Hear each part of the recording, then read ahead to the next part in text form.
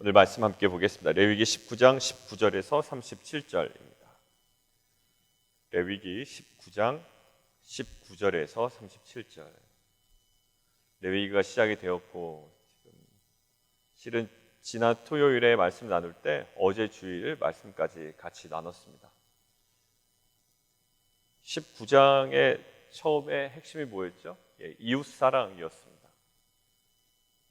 자, 이웃사랑 한번 잠깐 보실까요?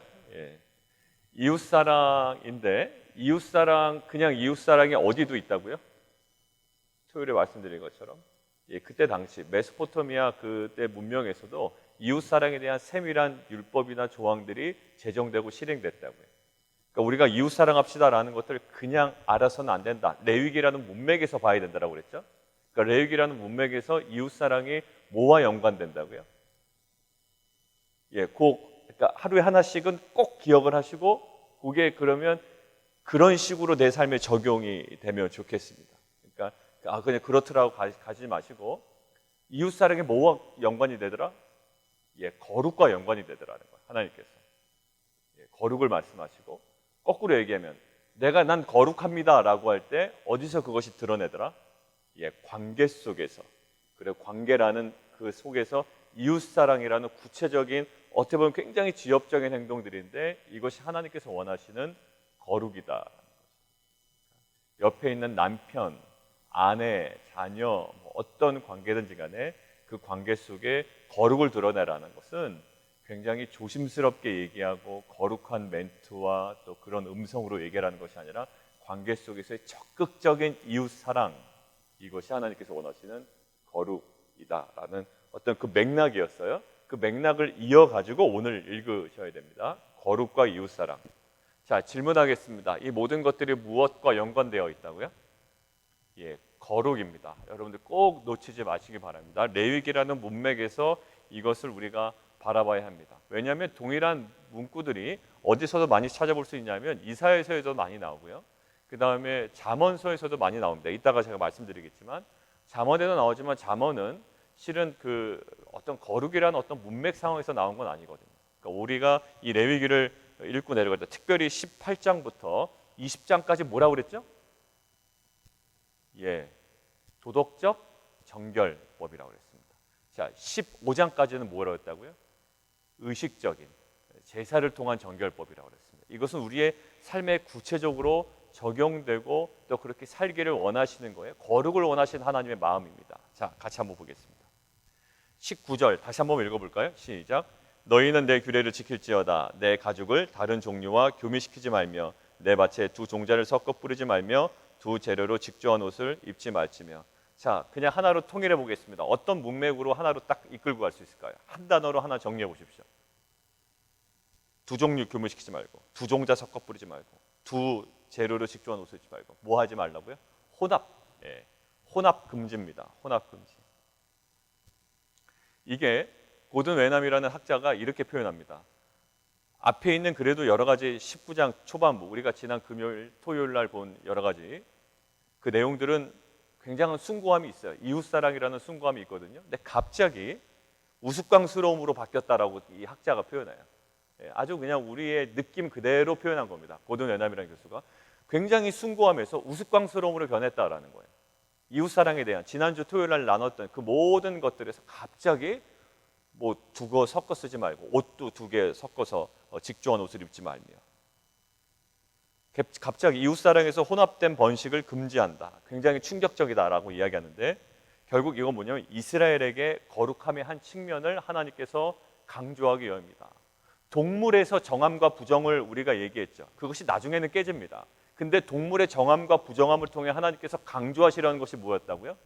내가 선택한 것이 정함이야. 그리고 이것이 정상이라고 내가 그냥 규정하는 거다. 그리고 규정된 정상에서 벗어나는 것은 뭐다? 부정한 거다. 하나님은 뭐를 잡아가실까요? 질서를 잡아가신다. 자, 하나님께서 질서를 잡아가신다는 것은 창세기에서 드러납니다. 천지를 창조하실 때에 빛과 어둠을 나누셨어요.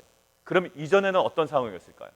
혼돈이 있고 흑암이 있고 뭔가 복잡합니다. 혼돈의 상태예요. 흑암이 깊음 위에 있고 막 물이 막 섞여 있고 이렇다고요. 근데 하나님께서 천지 창조를 함은 완전한 무에서 유를 창조하셨다, 그런 의미도 물론 있습니다. 그런데 천지창조 창세기를 가만히 들여다보면 흑암이 깊음 위에 있고 빛을 창조하시기 전에도 무엇인가는 있었습니다. 그런데 어떤 상태? 굉장히 혼돈스러운 상태. 근데 하나님께서 빛이 있으라 하심에 빛과 어둠이 나누었습니다. 그리고 둘째 날은요, 물과 물이 막 섞여 있어요. 근데 물을 하늘로 보내고 땅으로 보냅니다. 그래서 깨끗한 공간이 가운데 생깁니다. 그리고 밑에 있는 물도 뭔가 이렇게 섞여 있는 거예요. 그래서 밑에 있는 물도 한 군데로 보냅니다. 그리고 땅이 드러납니다. 그래서 질서가 잡히죠. 하나님은 구분을 통하여, 질서를 통하여 이 땅을 만져가시고 새롭게 하십니다.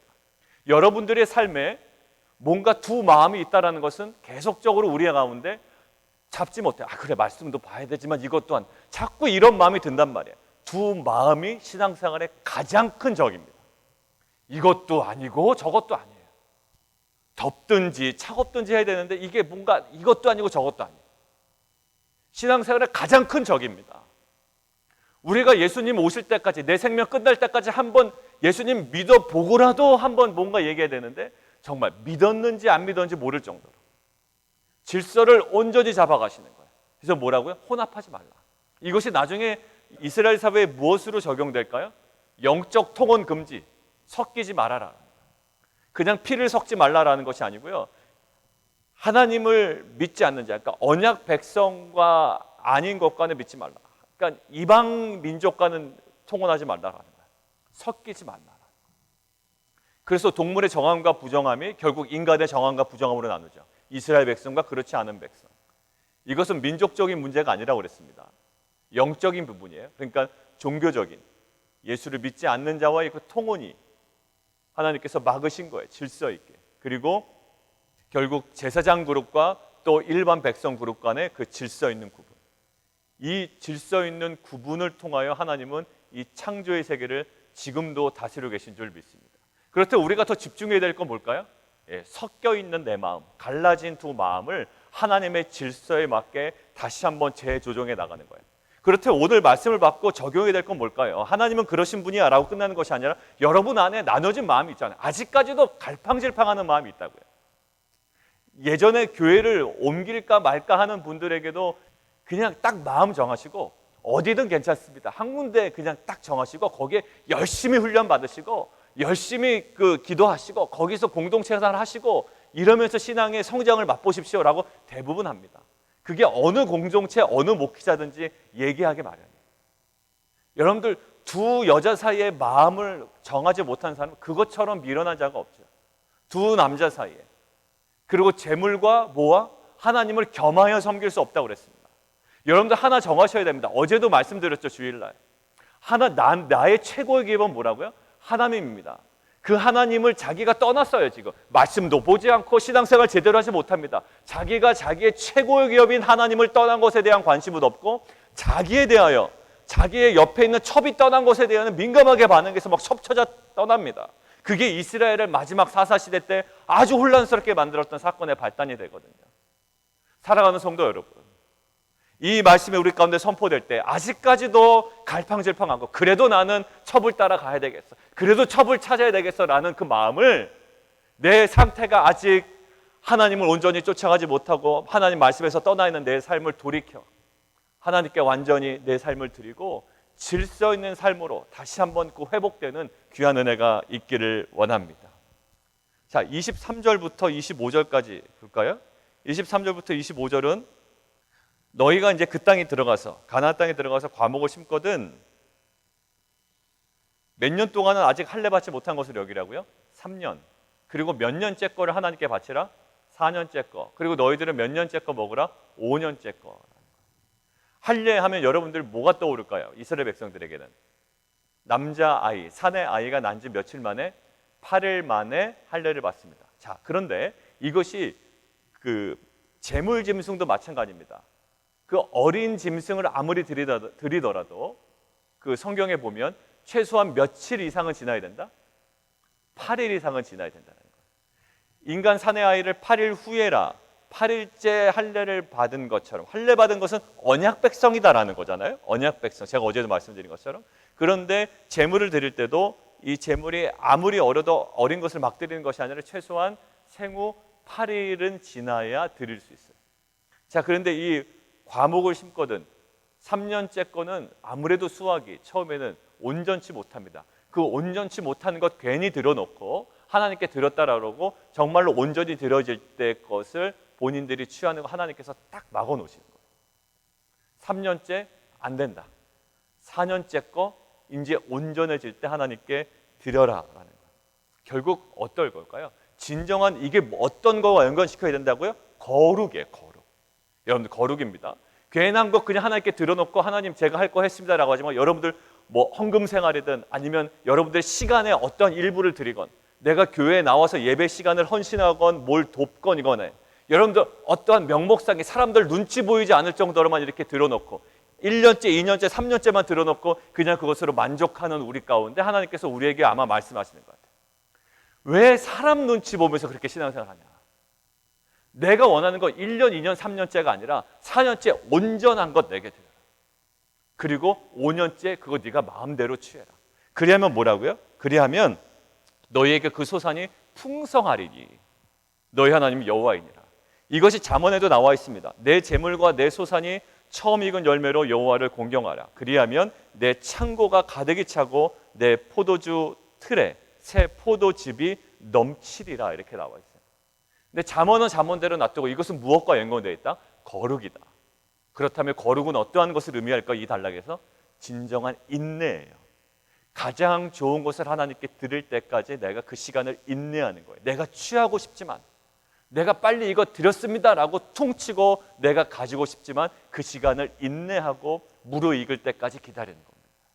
그리고 온전히 무르익은 때에 하나님께 온전히 바치고 그 이후에 자기의 것을 취할 수 있는 그 인내의 시간, 여러분들 그 인내의 시간이 하나님 앞에서 거룩한 시간으로 취급받고 여겨지고 또 하나님께서 다루시는 귀한 시간이 될 줄 믿습니다.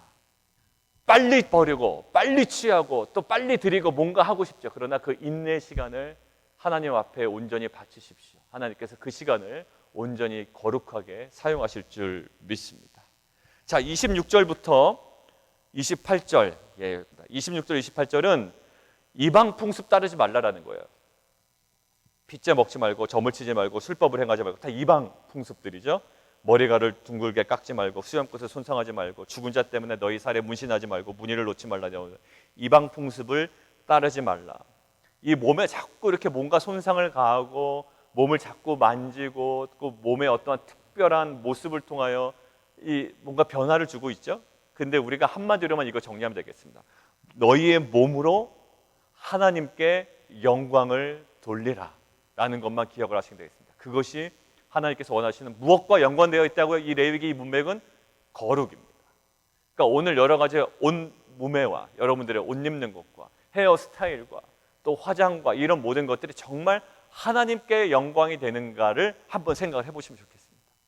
나의 모습이 또 나의 모든 말이 또 나의 어떤 그 옷가지들이 정말로 하나님께 영광이 되고 성도들에게 덕이 되는지 이것이 한번 점검되어진 하루가 되었으면 좋겠습니다. 자, 29절 30절 하나로 묶습니다. 29절 30절 하나로 묶고 거기는 무엇을 동그라미 치냐면 창녀 동그라미 치십시오. 창녀 동그라미 치시고 거기다 이렇게 쓰십시오. 이거는 꼭 좀 적으셔야 됩니다. 케데샤라고 적으세요. 다 어휘로 케데샤. 이것이 제사 창녀를 얘기합니다. 케데샤. 근데 여러분들 그 옆에다가 이렇게 해놓으실래요? 케데샤 적으시고 화살표를 양방향 화살표. 이게 서로 반대되는 개념이다라는 거죠. 양방향 화살표를 해놓으시고 그 반대편에다가 뭐를 적으시냐면 카도시라고 적으세요. 카도시. 그러면 글자 두 개를 적었죠. 우리가 케데샤와 카도시를 적었습니다. 케데샤는 뭐라고요? 제사 창녀를 얘기합니다. 근데 카도시는 뭐냐면 거룩하다라는 뜻이에요. 거룩하다. 케데샤, 카도시 굉장히 비슷하죠. 그래서 그 당시의 사람들이 이 창녀, 제사 창녀를 무엇이라고 불렀냐면 거룩한 여자라고 불렀습니다. 거룩한 여자. 왜 거룩한 여자예요? 제사 드릴 때 그 이방신들을 기쁘게 하는 그들과의 그 관계를 통하여 결국 우리 그들과 관계를 하면 이 우상들이 기뻐한다. 그래서 비를 내려주든 우리에게 복을 내려주든 그렇게 한다라는 거예요. 그러니까 굉장히 쾌락을 하지만 또 쾌락을 느끼지만 이 사람들은 무슨 여자라고 그 사람들이 칭했다고요? 예, 거룩한 여자다. 그러니까 카도시와 케데시아의 그 절묘한 음가의 비슷함을 통하여 이들은 무엇으로 인식했다? 가장 더럽고 추악한 것을 무엇으로 취급했다? 가장 거룩한 것으로 취급했다는 거예요. 그러면 이것을 통해 우리가 묵상할 건 뭘까요? 그렇게 했구나라 끝나는 게 아니라 저에게 묵상이 되는 이런 거예요. 하얀 거짓말 있죠. 하얀 거짓말. 근데 하얀 거짓말도 정도가 심한 것이 있습니다. 자신의 유익을 위하여 다 해놓고 결국 뭐라고 그러냐? 그게 다 제 위해서 내가 한 거야 라는 거예요. 정말 추악하게 자신의 유익을 위하여 다 행해놓고 결국 명목상 뭐만 얘기해요? 이게 잘 봐. 저 사람도 유익이 되지. 내가 다 저 사람 유익을 위하여 한 거야. 그게 뭡니까? 자신의 케데샤를 뭘로 바꾼 거예요?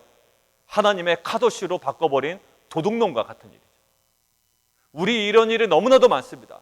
자신의 유익을 위하여 다 해놓고 자신이 편하려고 다 해놓고 자신이 편하게 다 쉴 것 해놓고 이게 뭐라고요? 내가 그런 뜻이 있어서 한 거라는 거예요. 자신의 케데샤를 하나님의 카도시로 덮는 것 이거 없어야 되겠습니다. 자, 그 다음에 신접한 자와 31절을 하나에 그냥 잘라버리십시오. 31절. 이것은 신접한 자와 박수를 믿지 말며 그들을 추종하여 스스로 더럽히지 말라. 나는 너희의 하나님 여호와니라. 이건 뭐냐면 영매술이에요. 이 당시 사람들이 가나안 땅에 영매술이 있었습니다. 사울이 나중에 귀신 들리죠. 막 힘들어합니다. 그 어려운 일을 당해요. 그때 어떤 방법 쓰죠? 영매술을 씁니다. 그러니까 누구를 불러와요? 선지자 사무엘을 불러오잖아요.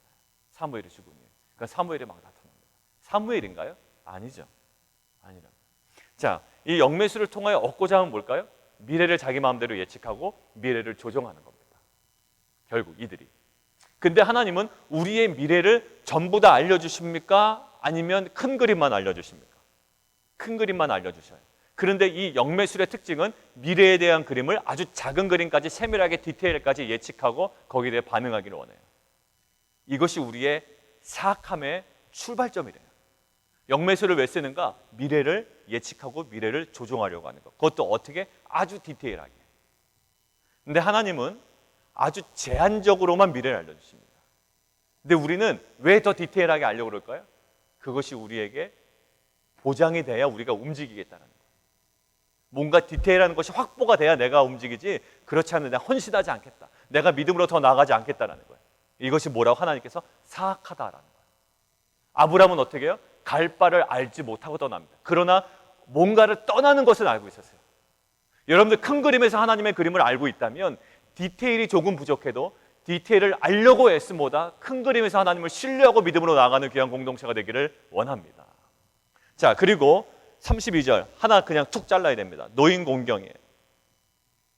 여러분 노인 공경하지 않으면 이사야서에 보면 노인 공경하지 않으면 그 사회는 멸망한답니다. 여러분 거꾸로 얘기해 볼까요? 거꾸로 얘기하는 거예요. 더 깊게 얘기해 볼까요? 노인 공경하지 않으면 그 사회는 멸망하는 것이 아니라 노인 공경하지 않은 그 가정은 멸망합니다. 이렇게 좀 아주 시리어스하게 얘기해 볼 수 있겠습니다. 노인은 누구를 얘기할까요? 부모님 얘기하는 거 아니에요, 결국 부모님. 여러분들 각 상황에 맞춰서 이거 뭐와 연관되어 있다? 거룩함과 연관되어 있다. 여러분들 부모님이 여러분들에게 어떤 잘못을 했건 뭐 어떤 일을 했건 뭐 나에게 돈을 주지 못했건 뭐 또 상관없습니다. 저희 부모님도 항상 저에게 미안해 하신다고 그랬죠. 야, 내가 너 개척했는데 돈으로도 못 도와준다. 뭐 돈은 있냐? 잘 먹고 사냐? 뭐 지장은 없냐? 항상 물어보세요. 그래도 못 도와줘서 항상 미안하다. 아무리 그럴지언정 노인은 공경받아야 됩니다. 여러분들 마음에 걸리는 혹시 노인이 있으세요? 그런 부모님이 있으십니까? 여러분들 이것은 여러분들의 거룩의 문제예요. 여러분들 어떠한 이유는 될 수가 없어요. 왜냐하면 하나님께서 이런 부모는 그래 너희가 좀 업신여겨도 된다, 모른 채 해도 된다라고 이야기하지 않으셨어요. 노인 공경은 하나님과의 관계 속에서의 거룩을 나타냅니다. 여러분들 부모님 좀 돌보셨으면 좋겠습니다. 여기 권사님들 계시지만 권사님들 뭐 부모님들이 또 한국에 계시거나 아니면 이미 또 천국에 가신 분들이 있지만 우리 젊은 그룹들에서는 정말 그 노인 공경, 부모님에 대하여 다시 한번 점검해 보면 좋겠어요. 이렇게까지 한번 보십시오. 그냥 왜 내 기도가 또 나의 삶이 조금 좀 그런가라고 할 때 여러분들 부모님 꼭 생각하시고 부모님에 대한 공경으로 하나님께서 허락하신 그 거룩으로 나아가는 귀한 가정이 되었으면 좋겠습니다. 노인 공경은 거룩입니다. 자, 33절부터 34절 또 단락으로 자릅니다. 결국 뭘까요? 거루민들 잘 대해줘라. 왜냐하면 너희도 거루민이었다라는 거예요. 그래서 과거를 꼭 생각하고 거루민들을 박대하지 말라. 자, 뭘까요? 이것이 뭐와 연관되어 있다? 거룩과 연결되어 있다고요. 근데 거룩의 동기와 출발을 뭘로 잡고 있습니까? 과거의 애굽의 어려운 시절, 그리고 애굽의 어려운 시절에서 광야로 빼내신 것, 그리고 그 모든 것들을 공급하신 은혜들이 이 거룩의 출발점이에요. 내가 정말 거룩해야지, 내가 정말 거룩하기를 원합니다 라는 그 출발의 그 모티브가 되는 그 지점이 어딜까요? 나의 애굽 시절과 그 애굽 시절을 불쌍히 여기시고 민망히 여기셔서 하나님의 은혜로 광야로 이끌어내시고 약속의 땅으로 인도해 내신 것, 이것이 거룩의 출발이고 그 은혜를 기억하는 자로 주변에 있는 거루민들을 너희 중에서 나은 자처럼 여기라. 차별하지 말라는 거죠. 여러분들 차별하지 않는 것, 이것이 또 하나님께서 원하시는 거룩입니다. 자, 35절 36절 자, 마지막입니다. 결국 뭘까요? 공평해라. 이게 33절과 34절을 그냥 묶어서 봐도 되는데, 기레와 무게나 양을 잴 때 불의를 행하지 말고 공평한 저울, 공평한 축, 공평한 에바와 공평한 흰을 사용하라. 나는 너희를 인도하여 애굽 땅에서 나오게 한 너희 하나님 여호와니라. 이 부분이 실은 저희 마음속에 제일 어렵습니다. 왜냐하면 겉으로는 다 웃고 지내는 것 같지만 우리 마음에 내가 관계 속에서 여러 가지 관계 때문에 공평한 추와 저울을 사용하지 않을 때가 있거든요. 뭐 누구에게든지. 이게 가족의 자녀에게 한다면 그래 내가 이제 자녀를 공평하게 대해야겠어라고 하지만 그거는 당연한 것이고, 우리가 오늘 대하는 어떤 대상들이 있을 거고요, 만나는 사람들이 있을 거고, 여러 가지 분들이 있을 겁니다. 악으로 악을 갚지 말고 뭘로라? 선으로 악을 갚으라고 했습니다. 내가 공평하게 대하고 싶지 않은 대상이 있어요. 분명하게 있습니다. 막대 먹은 사람들이 있고요, 나에게 아주 그냥 악감을 품고 대하는 사람들이 있었습니다. 그것만큼 나는 대합니다. 그런데 그 사람조차도, 원수도 사랑하라는 그 하나님의 말씀 앞에 내가 공평한 추와 저울을 그들에게 들이대는 거예요. 그들에게 동일하게 하는 겁니다. 이게 실은 우리에게 정말 어려운 십자가거든요. 외면하는 만큼 나도 외면하고 싶고요, 나에게 의지하지 않는 만큼 나도 별로 도움 주고 싶지 않아요. 그러나 하나님은 동일하게 공평한 추와 저울을 대합니다. 남편이 해준 만큼 나도 대하고 싶고, 아내가 나한테 한 만큼 내가 하고 싶지만 아니에요. 동일하게 지난주에도 말씀드린 것처럼 내가 받고자 하는 대로 내가 그에게 대접해야 돼요. 이것이 우리 공동체의, 우리 공동체 안에서의 그 거룩의 모습으로 나타났으면 좋겠고요, 또 우리가 앞으로 섬기려는 이 지역사회, 또 믿지 않는 자들, 또 그들을 향한 우리의 거룩의 모습으로 나아갔으면 좋겠습니다. 마지막 37절입니다. 같이 한번 읽습니다. 시작. 너희는 내 모든 규례와 또 이 법도를 지켜 행하라. 나는 여호와이니라. 예, 우리 함께 기도하겠습니다. 이 시간 함께 기도할 때 우리 여러 가지 포인트가 많았죠. 이 하나를 포인트를 묶을 수는 없습니다. 오늘 제목은 창조의 원리를 따라 정의를 실현하는 성도인데, 아마 오늘 제가 이것들을 왜 다 훑었냐면 이것들 중에 아마 각자에게 주시는 마음이 있을 겁니다. 각자에게 걸리는 부분들을 놓고 하나님, 이 부분들, 섞여 있는 부분들, 갈라진 두 마음들, 아니면 하나님이 인내하지 못하고 또 빨리빨리 처리하고 하나님께 드리고 그냥 그 이후에 모든 것들은 내가 취하려는 그런 인내하지 못하는 마음들, 그냥 이방 풍습을 마음대로 따라하고 내 몸이나 내 행실에 대하여 주의하지 않았던 부분들, 그리고 나의 케데샤를 하나님의 카도시로 그냥 도배질하진 않았는지, 하나님 미래에 대한 예측이 불가능하다고 해서 또 그것이 불분명하다고 해서 움직이지 못했던 부분들은 없었는지, 오히려 그 부분들에 대한 세밀한 요구를 하지 않았는지, 노인 공경에 대해서, 부모에 대해서 어떠한 이유든지 내가 정말로 하나님 마음 닫아두고 있었던 부분은 없었는지, 정말 나의 거룩의 동기 실현이, 동기의 어떤 그 출발이 과거의 애국과 광야의 시기였는데 하나님 그 부분을 너무나 잊고 살아진 않았는지, 정말 그 사람들을 대할 때 공평한 추와 저울을 사용하며 그들에게 다가갔는지, 하나님 어떠한 부분이든 괜찮습니다. 하나님 우리에게 주신 마음대로 우리가 다시 한번 돌이키고 하나님께서 원하시는 그 거룩의 구체성이 우리 삶 가운데 드러나는 하루 되게 도와주십시오. 함께 기도하겠습니다.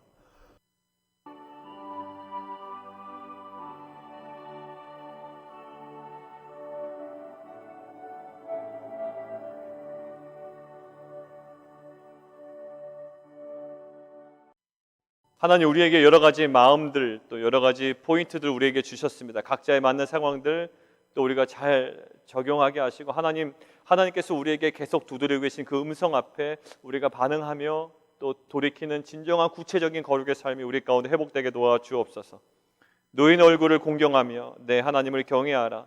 노인 공경이, 부모 공경이 꼭 하나님을 경외하는 것과 맞닿아 있다는 것 우리가 간과하지 않게 하여 주시고, 부모 공경, 노인 공경, 이것이 하나님의 공경과 하나님을 진정으로 경외하는 자의 모습이어야 함을 하나님께서 다시 한번 계속적으로 반복적으로 우리에게 말씀하실 때에 우리로 하여금 반응하게 하시고 하나님 그 삶으로 회복되어가는 진정한 거룩한 공동체 되게 도와주옵소서.